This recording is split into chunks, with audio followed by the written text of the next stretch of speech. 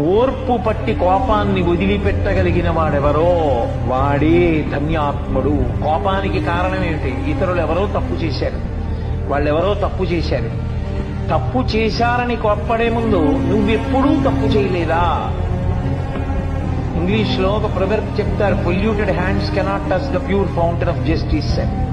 అపవిత్రమైన చేతులతో పవిత్రమైన పాత్రని నువ్వు ఎలా ముట్టుకుంటావు? నువ్వెప్పుడూ తప్పు చెయ్యని వాడివైతే ఇతరులు తప్పు చేశారని కోప్పడు. నువ్వు చేయలేదా? మనిషికి ఓర్పు గొప్పది, ప్రేమ గొప్పది. ప్రేమ శాశ్వతమైన పరిష్కారాన్ని చూపిస్తుంది. కోపంతో చెప్పినది ఆ క్షణానికి నిలబడుతుందేమో, ప్రేమతో చెప్పింది మనిషిని శాశ్వతంగా మారుస్తుంది. ఆ ప్రేమ గొప్పది. అందుకే కోపం కాదు గొప్పది, క్షమ గొప్పది, ఓర్పు పట్టడం గొప్పది.